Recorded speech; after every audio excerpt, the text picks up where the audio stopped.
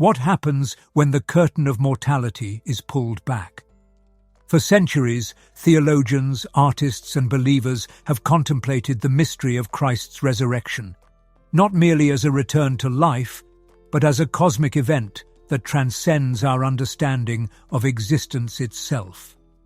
Now, Hollywood director Mel Gibson attempts to visualize what many consider impossible: the 3 days that changed eternity.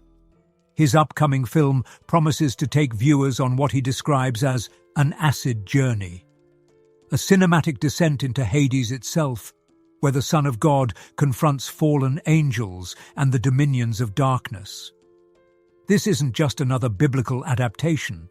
It's potentially the most theologically ambitious film ever conceived. If you enjoy content that helps you grow spiritually, don't forget to like this video, subscribe to our channel, and join our community for more inspiration. Let's get started. The resurrection represents Christianity's central miracle, the fulcrum upon which the entire faith balances.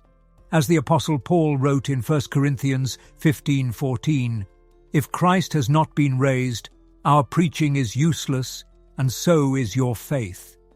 Yet paradoxically, the Gospels offer relatively sparse details about the event itself. We have accounts of the empty tomb, of appearances to disciples, but the actual moment of resurrection remains shrouded in holy mystery. This narrative gap has invited contemplation across 2 millennia, becoming a sacred space where faith, art, and theology converge. Mel Gibson stood at the pinnacle of Hollywood royalty. His career spanned decades of critical acclaim and commercial success, from the Lethal Weapon series to his directorial triumph, Braveheart.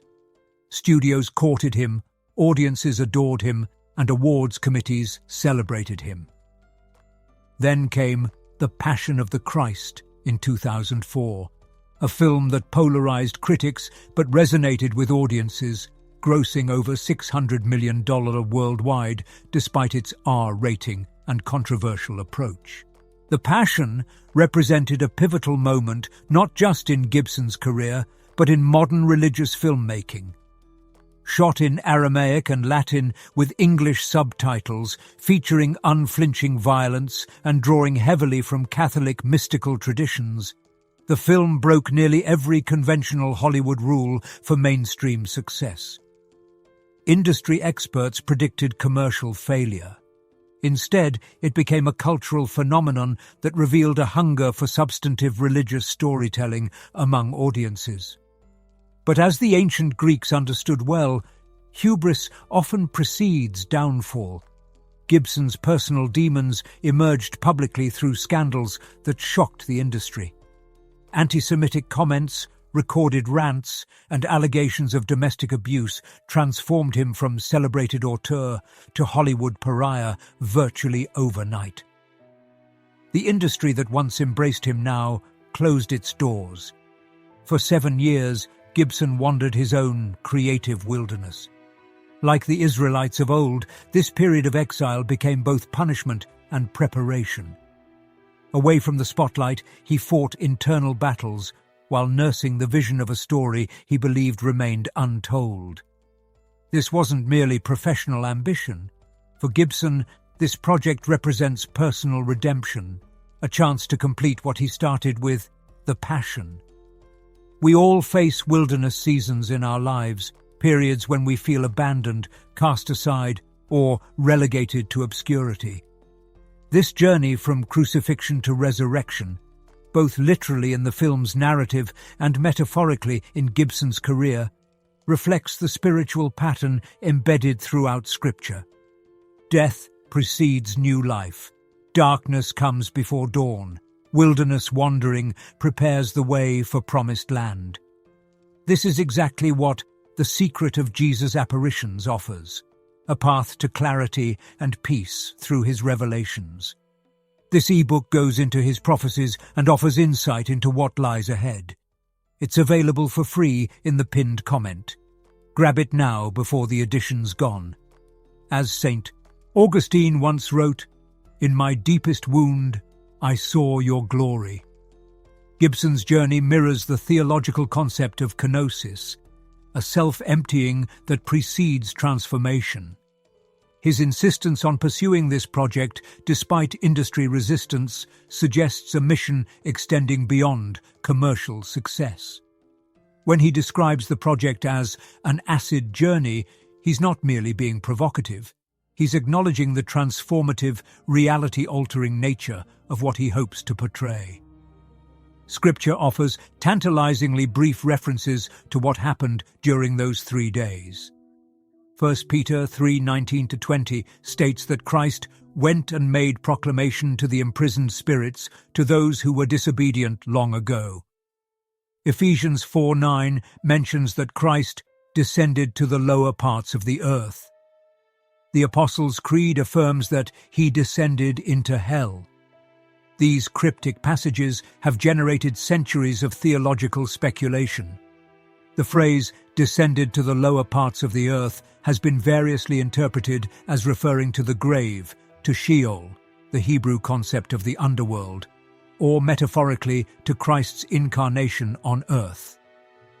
Further complicating matters is the development of the Apostles' Creed, whose Latin phrase, descendit ad inferos, has been variously translated as descended into hell, descended to the dead, or descended to the lower regions.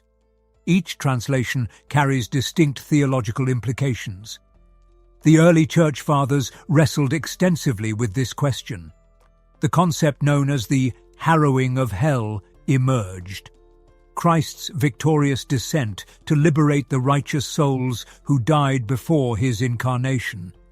Eastern Orthodox iconography depicts Christ breaking down the gates of Hades, trampling its locks and chains, while extending hands to Adam and Eve to lead them to paradise.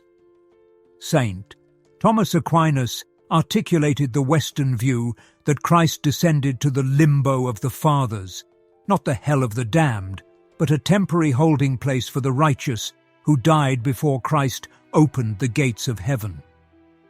Augustine suggested that Christ's descent represented the efficacy of his redemptive work, extending to all times and places. The Protestant reformers offered yet another perspective. Calvin argued that Christ's descent represented his endurance of divine punishment in our place, while Luther maintained the more traditional view of Christ, proclaiming victory over death and Satan. Gibson appears to be drawing from this complex theological theme while adding his own artistic interpretation. His film reportedly won't shy away from depicting encounters with Satan himself, fallen angels, and potentially scenes from what theologians call the intermediate state. If The Passion focused on Christ's physical suffering, this sequel seems poised to explore spiritual warfare on a cosmic scale. As we explore these theological teachings, you may find yourself desiring more insight into this transformative way. Our free ebook goes into these sacred mysteries. There are a few copies available. Find the download link in the pinned comment. Throughout history, artists have grappled with representing Christ. Byzantine iconographers used stylized, non-naturalistic approaches to suggest his transcendent nature. Renaissance masters like Michelangelo and Leonardo humanized him. Cinema has continued this tradition of interpretation, from the reverential distance of earlier films to more recent human portrayals. Gibson's first film emphasized Christ's suffering humanity. This sequel presents a new challenge, depicting the resurrected Christ, simultaneously human and divine, bearing the wounds of crucifixion, yet transformed beyond death's power. Jim Caviezel returns to the role that defined his career, but with a significant difference. According to reports, digital technology will rejuvenate his appearance. This isn't merely a cosmetic choice, but a theological one. The resurrected Christ, while bearing crucifixion scars, was also transformed, sometimes unrecognizable to his followers, yet ultimately identifiable. The Gospel accounts themselves hint at this transformative mystery. Mary mistakes Jesus for a gardener, John 20:15. The disciples on the road to Emmaus walk miles with him before recognizing him, Luke 24:13-35. These narratives suggest something about the resurrected body. It maintains continuity with the pre-crucifixion body. Thomas can touch the wounds, while simultaneously transcending its limitations, appearing through locked doors, vanishing suddenly. Caviezel himself has spoken about the impact portraying Christ had on his faith and career. Now, 20 years older than when he first donned the crown of thorns, his own physical transformation will be reversed through digital means. There's a fascinating parallel here with resurrection itself, the restoration of something that time has altered. Yet unlike Christ's resurrection, which Scripture describes as a divine miracle, Caviezel's transformation will come through human technology. Cinema is inherently incarnational. It gives flesh to ideas. When those ideas concern the divine, filmmakers become de facto theologians. Gibson's visual choices will inevitably communicate theological positions. The power of cinema to shape religious imagination cannot be overstated. For millions of viewers, Gibson's depiction may become their mental image of resurrection. This carries tremendous responsibility, as visual theology often proves more influential than written theology for the average believer. While Scripture affirms spiritual realities beyond our physical world, it provides few concrete details about their appearance. This has left artists tremendous freedom in visualization. Medieval artists depicted hell as a place of physical torments. Renaissance painters created elaborate hierarchies of heaven. Dante's Divine Comedy systematized the afterlife into intricate circles. The challenge of visualizing these unseen realms has preoccupied religious art for millennia.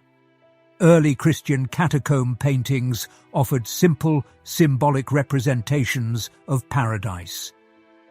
Byzantine iconographers developed sophisticated visual theologies where gold backgrounds represented divine light and flattened perspective suggested transcendence of earthly dimensions.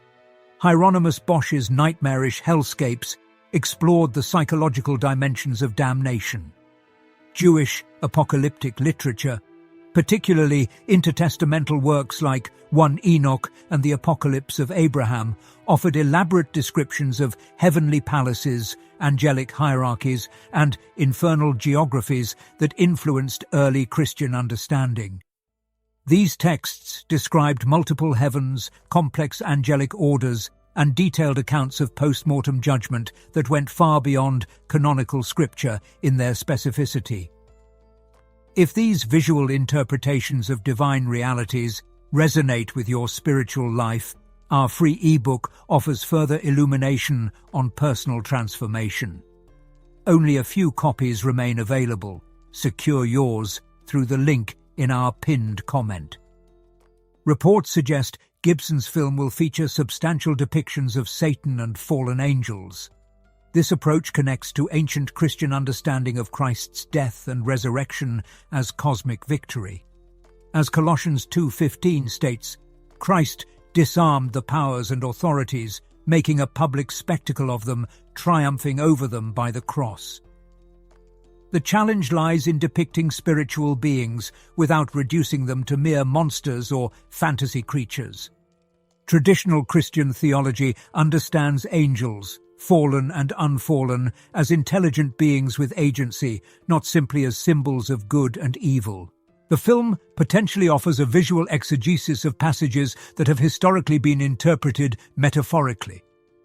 The Passion of the Christ wasn't merely successful, it became a cultural phenomenon.